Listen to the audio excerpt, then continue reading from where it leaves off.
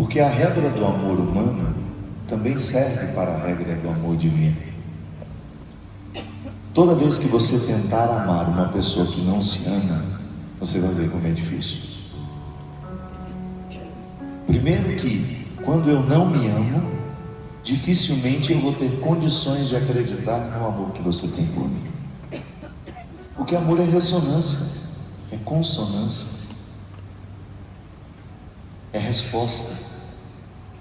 Se eu não vejo graça em mim, eu sempre vou desconfiar da graça que você diz ver em mim. Eu sempre vou ficar aí, sei lá, será? Então a gente se ama muito mal. Vai escutar a confissão para você. É um bando de gente que não se ama. E acontece. Ou porque fomos muito mal amados ao longo da nossa vida, porque infelizmente às vezes as pessoas mais bem intencionadas são as que mais erram com a gente. É muito comum a gente amar dentro de casa os nossos filhos com um amor de expectativa. A gente não enxerga quem o nosso filho é, a gente enxerga quem a gente gostaria que ele fosse. E desde muito pequenininho, este é o olhar que nós oferecemos a ele. Sempre que ele manifesta alguma coisa que é dele, que é de sua idiosincrasia, que é de sua subjetividade, que nos desagrada, a gente torce o nariz. E a criança, como ela não tem coragem suficiente para nos desafiar e dizer, eu não sou isso que você quer que eu seja, como a criança ela tem muitas inseguranças e ela precisa ser amada, a maior necessidade que nós temos na vida é a primeira de todas e talvez será a última de todas. Nós temos muita necessidade de sermos amados nas primeiras fases da vida. Por quê? Porque nós não sabemos cuidar de nós ainda. Eu ainda não tenho discernimento. Piaget nos ajudou muito a entender o desenvolvimento da criança, inclusive até para a gente pensar sobre a evolução do desenvolvimento moral cristão. Na anomia, eu falei sobre isso ontem em Goiânia. Na anomia, que é a primeira fase da vida, você é incapaz de qualquer regra. Não é porque você não quer, é porque você não tem maturidade biológica para isso. O cérebro não está pronto para a regra. A criança é um poço de egoísmo. E não adianta você querer educar uma criança para a solidariedade. Não tem como. Na anomia não existe nenhuma possibilidade de entendimento. É como se você quisesse que seu filho de 1 ano e meio, 2, fizesse uma equação de matemática. Não tem maturidade cerebral para isso. A psicologia nos ensinou. Então a gente pode acertar mais agora. Depois, na heteronomia, seu filho observa, ele presta atenção. Todos os nossos exemplos são assimilados por ele. Às vezes ele obedece porque está sendo observado. Até que chega a autonomia, que é quando você não precisa de ninguém mais do seu lado para dizer o que é certo e o que é errado. A regra do amor é a mesma. Quando a gente chega ao mundo, nós somos tão incompletos, tão movidos pelas nossas necessidades, que nós não somos capazes de nenhum gesto de solidariedade. Sua mãe estava tomando banho e você urrava enquanto você podia, porque você queria mamar. E não adiantava chegar e dizer para você, calma, sua mãe já vem, não adianta. É anomia, não tem regra, não tem entendimento de nada. Puro egoísmo, só as minhas necessidades. É até interessante a gente pensar nisso, né? Em que momento da vida você foi capaz de fazer um primeiro gesto de solidariedade? Foi quando você teve entendimento cerebral para contar o tempo. Sua mãe está tomando banho e já volta. Aí você já sabe entender o que significa já volta. Tenha noção de tempo. Ali você foi capaz de esperar pela primeira vez. Esperou porque você entendeu que sua mãe estava dentro de uma necessidade. É assim que você começou a ser solidário. Assim que você começou a evoluir para chegar à pessoa solidária que você pode ser hoje, já que tem todos os entendimentos. Mas o amor é a mesma coisa. Na primeira fase da vida você só pode ser amado, você só precisa ser amado, e você não pode amar ninguém ainda. Não é porque você não quer, é porque amor é resultado da escolha. Tudo isso que você vê nos filhos de vocês, essas manifestações que vocês chamam de carinhosas, de amor, olha como meu filho é amoroso com você, não, é que ele é seu dono.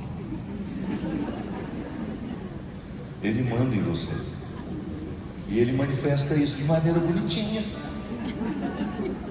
Então ele ri para você. Por quê? Porque ele depende de você. Ele precisa de você.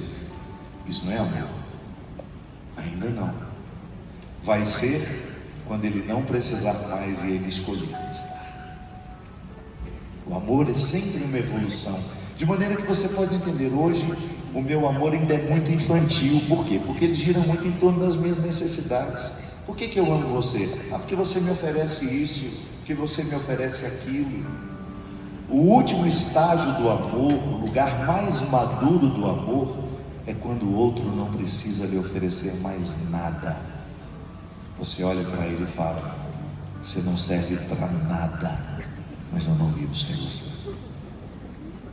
Enquanto a gente tem utilidade, enquanto a gente serve para alguma coisa, pode ainda não ser amor.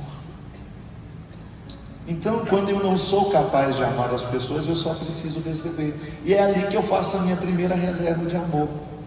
Por isso que eu disse que quando a gente erra muito com o filho, e a gente projeta muito as nossas necessidades, o filho, por não ter a maturidade e o entendimento, ele começa a perceber que ele só será amado por você se ele for exatamente como você espera que ele seja.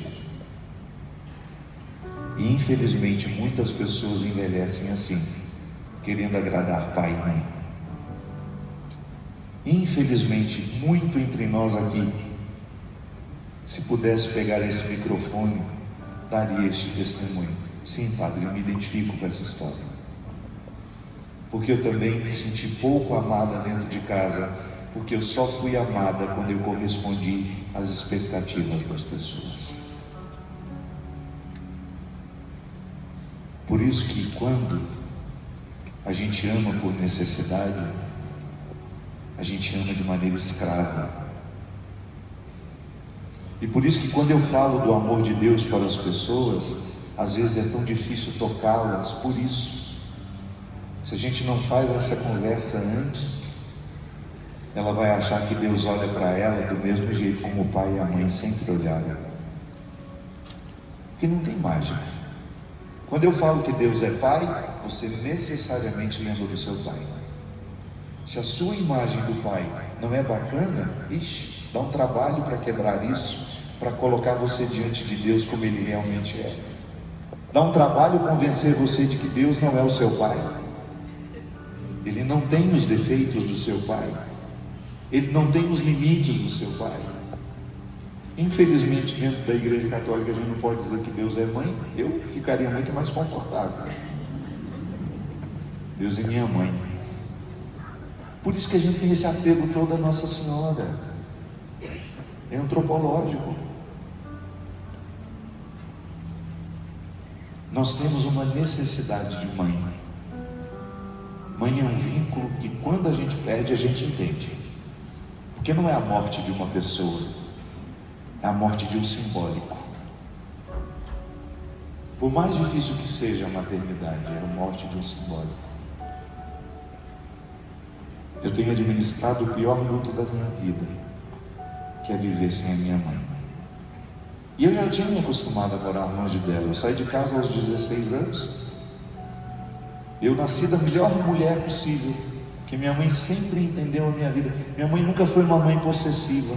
Minha mãe nunca foi uma mulher ciumenta. Nasci no lugar certo. Mas como é duro seguir neste mundo e saber que ela não está também. É a morte de um simbólico. Então nós temos necessidade de mãe. Do jeito certo ou do jeito errado, a mãe é sempre um simbólico que nos prende.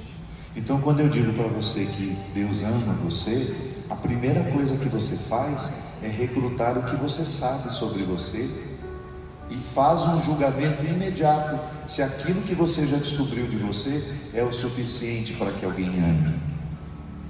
E geralmente não é. Por quê?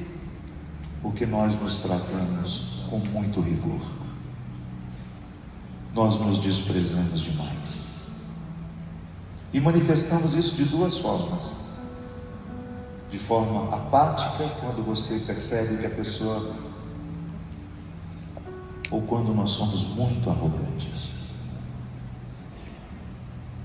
As personalidades mais frágeis, as pessoas que menos gostam de si, são aquelas que são extremamente arrogantes.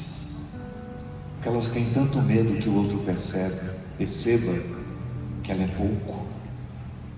Então ela separou dele, vira aquele pavão e você, nossa, como ela tem uma autoestima, tem nada. Por trás daquilo tudo é uma fragilidade terrível. Às vezes aquela pessoa agressiva, aquela pessoa prepotente, arrogante, no fundo ela é insegura, ela morre de medo de alguém descobrir que ela não tem aquela segurança toda. Por isso que quando a gente ama, a gente mostra exatamente quem a gente é. Eu tenho um casal de amigos lá de Alagoas, tem muito tempo inclusive que eu não os encontro. Ela estudava medicina e ele era irmão da colega de classe dela. E ela sempre tinha uma visão romântica do amor, sabe? Ela tinha aquela coisa. O dia que eu encontrar o meu príncipe, ela usava até essa expressão, ele vai ser lindo, ele vai estar lindo. Aí ela foi estudar na casa dessa amiga, aí lá pelas tantas, passa pela sala uma pessoa com aquele pijamão de flanela. Não tem nada que humilha mais uma pessoa do que um pijama de flanela. A gente só usa muito na intimidade mesmo. Eu tenho a impressão que a gente está internado com febre, 42 graus de febre. Fase terminal da vida. Passa aquela criatura toda sonolenta, fazendo assim, esfregando os olhos. Quando ela olhou para ele e ele olhou para ela, ela se apaixonou imediatamente por aquele traço. Aí ela sempre brincava, padre, ele nunca precisou se arrumar muito porque eu me apaixonei por aquela criatura que entrou na sala. Pois é, esse é o problema. Às vezes quando você se encontra para apaixonar, você está tão montada, que na hora que começa a tirar as coisas...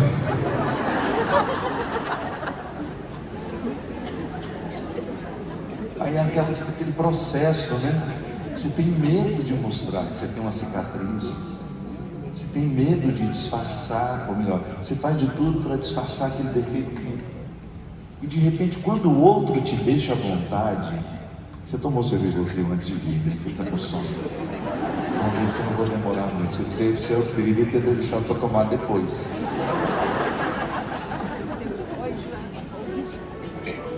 Eu falei para quem organizou esse show é velho, meu povo é velho. Tá tudo precisando estar na cama já agora, né? Brincadeira, ela nem tá tão sonolenta assim, ela só deu 2 bocadas na minha direção e eu virei. Suas obturações estão ótimas, tá? Excelente. O que eu estava falando? Aí a gente, quando nós não temos necessidade de fantasiar demais para o outro gostar da gente, não tem nada mais lindo do que isso, minha gente. E é assim que Deus ama você. Sabe por quê? É só você pegar os exemplos de Jesus. Jesus pegou todo mundo no flagra. Os principais amigos dele, foi todo mundo pego no flagra. Olha a coitada da Madalena, se ela podia falar alguma coisa. Não, Jesus, não é nada disso que você está pensando. Não, foi pego em praça pública, tadinha, toda humilhada, prestes a ser apedrejada. O que ela podia inventar? O que ela podia encobrir dos defeitos dela? E no meio daquela multidão raivosa, hipócrita, porque também é hipócrita, onde existe extremismo religioso, escreva: a hipocrisia está costurando tudo que tem por trás. É melhor a gente ser normal. Melhor a gente ser normal. Os extremismos são perigosíssimos para nós. Aí aquela mulher humilhadíssima pela vida, vivendo um momento extremamente difícil, sendo condenada pelos homens que deitavam com ela, por isso a hipocrisia, que uma prostituta não pode ser prostituta sozinha. Os putos que deitavam com ela estavam tudo de pedra na mão. E Jesus olha para ela. Eu acho lindo aquele encontro, o mais bonito da Sagrada Escritura. Ele da Samaritana, ele olha para ela, e eu fico pensando, a dúvida dela, será que ele está olhando para mim mesmo? Porque Jesus não tinha condições de falar, era muita gente gritando, ele jamais seria ouvido por ela. Foi olhando que ele convenceu que naquele momento ele estava sabendo exatamente quem ela era e queria que ela tivesse coragem de sair dali. Eu acho que Flávio Venturini fez aquela música pensando nessa cena. Foi assim como ver o mar a primeira vez e meus olhos se viram no seu olhar. Não é verdade? Foi naquele momento que Madalena pensou, ele está olhando para mim. Esse cara que eu admiro tanto, que ela já tinha notícias dele, ele está olhando para mim. Ele resgatou Madalena naquele momento, ele fez com que ela voltasse a acreditar nela. E toda aquela ausência de amor próprio foi substituída com a amizade e o amor dele. O primeiro gesto de transformação na vida de quem Jesus encontrava era restituir a autoestima. Eu não tenho como falar do amor de Deus para você se eu não ajudar você a restituir a sua autoestima. Volte a gostar de você. Volte a se amar. E você vai entender o significado do amor de Deus na sua vida.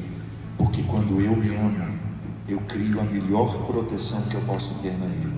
O diabo não pode fazer nada da vida de quem se ama.